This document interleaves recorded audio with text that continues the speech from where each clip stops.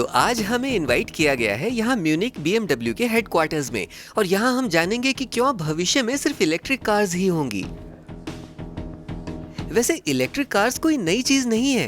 पहली electric car तो 1832 में बन गई थी, किसी भी गैस पावर्ड कार के बनने से दशकों पहले। और पहली कार जो 100 किलोमीटर पर आवर से तेज चली थी वो भी एक इलेक्ट्रिक कार ही थी 1899 में, जिसका नाम था जैमे कॉन्टॉन्ट, मतलब संतुष्टि कभी नहीं।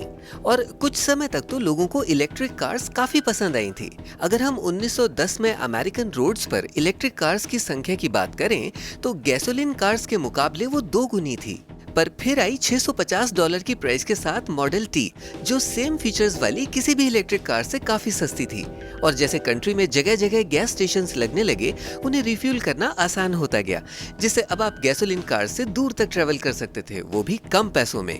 इलेक्ट्रिक कार्स की कीमत और चार्जिंग को लेकर दूर तक ना जा पाने की वजह से 1935 तक इनका नामो निशान तक मिट गया था। पर फिर भी कुछ जगह जैसे अपोलो मिशन में यूज होने वाले ल्यूनर रोवर बनाने में इनका यूज किया जा रहा था, जो स्पेस के वैक्यूम में जाने वाला था, तो इनका इलेक्ट्रिक होना जरूरी ही था। इस रोवर में एक non rechargeable silver zinc potassium hydroxide की बैटरी लगी हुई थी, जो आपको सिर्फ 92 किलोमीटर तक का सफर करा सकती थी। पर एस्ट्रोनॉट्स को कभी इसकी आधी की भी जरूरत नहीं पड़ी। अपोलो मिशन के अलावा 1972 के ओलंपिक्स में BMW ने रनर्स के आगे चलने के लिए अपनी 2 सीरीज कार का एक इलेक्ट्रिक वर्जन निकाला था, जो 12 बड़ी बैटरीज पर चलती थी। इनकी मैक्सिमम रेंज 60 किलोमीटर थी। इन इलेक्ट्रिक कार्स के कुछ फायदे तो थे, जैसे इनसे शोर बिल्कुल नहीं होता था, ये एनवायरनमेंट के लिए भी अच्छी थी। पर जिस तरह की बैटरी टेक्नोलॉजी इनमें यूज की गई थी वह काफी महंगी थी और इनसे ज्यादा दूर तक भी नहीं जाया जा सकता था। तो फिर हम ये कैसे कह सकते हैं कि भविष्य के लिए इलेक्ट्रिक कार ही बेहतर होगी? आइए जानते हैं। 2020 में BMW ने मॉडल iX3 एक ऑल स्पोर्ट यूटिलिटी कार को लॉन्च किया है और 2023 तक उन्होंने 25 और इलेक्ट्रिक कार्स बनाने का डिसीजन लिया है। इनकी कॉन्सेप्ट कार्स जैसे कि विजन M नेक्स्ट भी इलेक्ट्रिक कार्स ही होने वाली हैं। यहाँ एक फॉर्मूला ई कार भी है जो एक चार्ज में ही रेस कंप्लीट कर सकती है। ये सब बैटरी टेक्नोलॉजी में आए डेवलपमेंट की वजह से पॉसिबल हो पा रहा है। बैटरीज अब पहले से काफी बेहतर हो गई हैं, स्पेशली लिथियम आयंस बैटरीज के आने के बाद से, जिन्हें पहली बार 30 साल पहले किसी फोन में यूज किया गया था। लिथियम बैटरीज किसी सेम साइज की आम बैटरी से 2 गुनी ज्यादा एनर्जी स्टोर कर सकती हैं। और क्योंकि इन्हें कमर्शियल प्रोडक्ट्स जैसे फोन्स और लैपटॉप्स बनाने में यूज किया जा रहा है, तो इन्हें एक प्रॉफिटेबल प्रोडक्ट बनाने के लिए मैन्युफैक्चरर्स द्वारा इन्हें कई बार ऑप्टिमाइज किया गया है, जिससे इनकी मैन्युफैक्चरिंग प्राइस भी काफी कम हो गई है।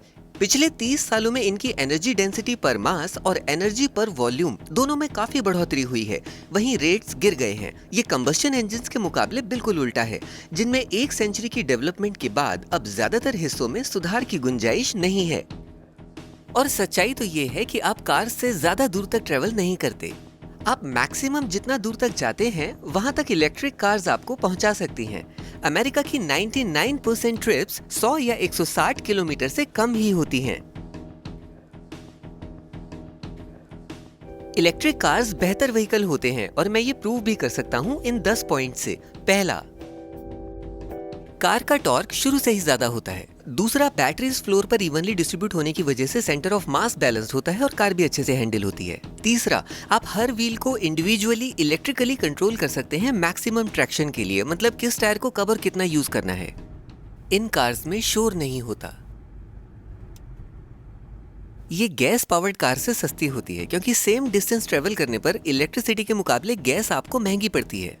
इलेक्ट्रिक कार्स ज्यादा एफिशिएंट होती हैं स्टोर्ड एनर्जी को काइनेटिक एनर्जी में कन्वर्ट करने के लिए और उसी काइनेटिक एनर्जी को ब्रेक में इस्तेमाल करने के लिए। आपको किसी गैस स्टेशन पे जाने की जरूरत नहीं है क्योंकि आप इसे घर से ही चार्ज कर सकते हैं। इनमें काफी कम मेंटेनेंस की जरूरत पड़ती है क्योंकि इनमें ज्यादा मूविंग पार्ट्स नहीं होते और रीजनरेटिव ब्रेक्स की वजह से ब्रेक्स भी जल्दी नहीं टूटते। अब क्योंकि ये इलेक्ट्रिसिटी पर काम करती है और मेरे केस में हम सोलर पैनल्स यूज कर रहे हैं, तो ये CO2 प्रोड्यूस नहीं करती और इनसे पॉल्यूशन भी नहीं होता।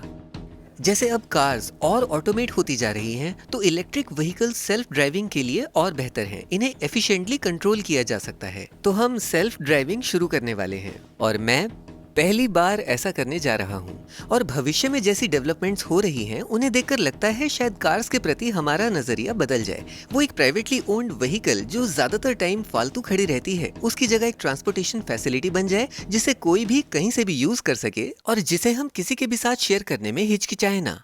हाँ, कुछ जगह पर अभी काफी काम बाकी है और इनोवेशंस की भी जरूरत है, पर मेरे लिए तो ये साफ है कि इलेक्ट्रिक, ऑटोनॉमस और शेयर्ड कार्स ही भविष्य हैं।